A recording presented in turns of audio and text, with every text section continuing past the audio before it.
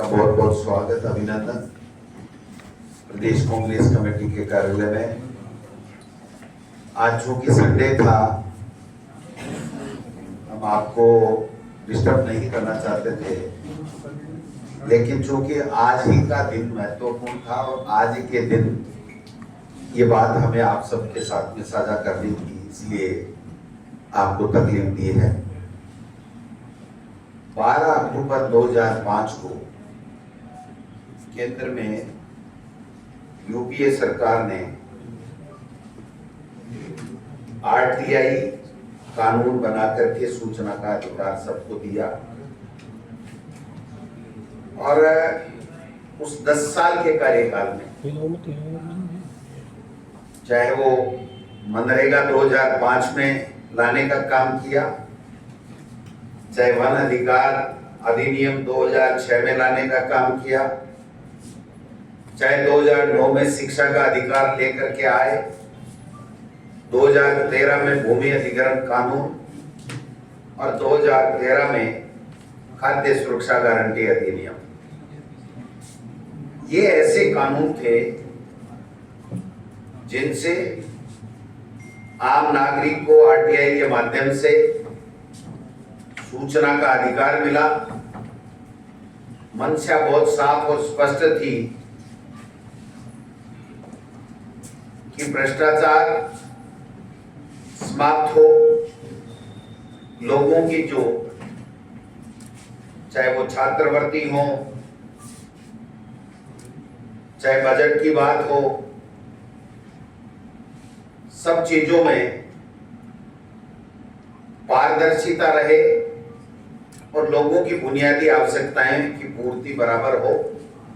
इसके लिए आज के दिन सूचना का अधिकार कानून लेकर के आए।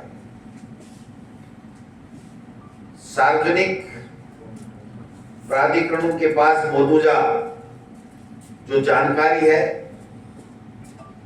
वो आम लोगों तक कैसे पहुंचे या उन सूचनाओं तक हमारी पहुंच कैसे रहे, इसके लिए राइट टू एजुकेशन कानून बना। समय पे राशन, समय पे किए गए कार्य का भुगतान, बकाया पेंशनें इत्यादि अनेकों जो समस्याएं थी उसकी समाधान के लिए ये कानून बहुत महत्वपूर्ण साबित हुआ। लेकिन जो चिंता का विषय है वो ये है कि ये राइट टू इंफॉर्मेशन का कानून जिस उद्देश्य के साथ में लाया गया था, यूं ही एनडीए गवर्नमेंट बनी 2014 में और उसके ऊपर हमले होने चालू हो गए और आरटीआई कानून को कमजोर करने की दिशा में कार्य चालू हो गए। पारदर्शिता और लोकतांत्रिक ढांचे को आघात पहुंचाने के उद्देश्य से 2019 में ये जो कानून है, इसमें जो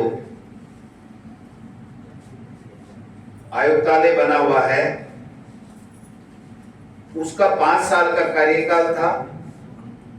उनकी सेवा शर्तें निश्चित थी। 2019 में इस कानून में संशोधन करके और इसको कमजोर करने के लिए केंद्र सरकार के हाथ में इस बातों को दे दिया गया कि उनका कार्यकाल और सेवा शर्तों में वो संशोधन कर सकते हैं। का जो कानून था पारदर्शिता लाने के लिए था, लोगों को जानकारी मिल सके। सरकारी योजनाओं का जो पैसा खर्च हो रहा है वो किस जगह जा रहा है, सही जगह खर्च हो रहा है, नहीं हो रहा है। और अध्यक्ष जी और मैं दोनों पंचायत राज से आए, बहुत अधिक पैसा पंचायतों में जाता है, लोगों को पता ही नहीं रहता कि ग्राम पंचायत में मेरा पैसा कहाँ पे आया है, कहाँ खर्च हुआ। ये सब एक इस प्रकार का हथियार जनता को दिया हमारी सरकार ने, और मैं समझता हूँ इसकी शुरुआत 2005 के अंदर आदरणीय मनमोहन सिंह जी ने शुरू की और सोनिया गांधी जी उस समय हमारी यूपीए की चेयरपर्सन थी, उनका ये पूरा श्रेय जाता है। इसकी शुरुआत उससे पहले राजस्थान में हो गई थी। राजस्थान में सबसे पहले आरटीआई की जो डिमांड की थी भैरव सिंह जी ने की, और उस समय हमारी सरकार ने 2009 में आने के बाद में इसकी एक नींव रखी। और जब हमारी सरकार केंद्र के अंदर आई तब एक बहुत मजबूत सशक्त कानून इस देश के हर नागरिक को देने का काम हमारी कांग्रेस सरकार ने किया। और मैं समझता हूं, इसका छोटा सा उदाहरण मैं देना चाहूंगा।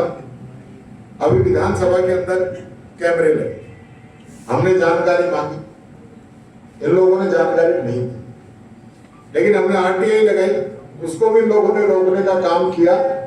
लेकिन आरटीआई के माध्यम से वो जानकारी हमें मिली।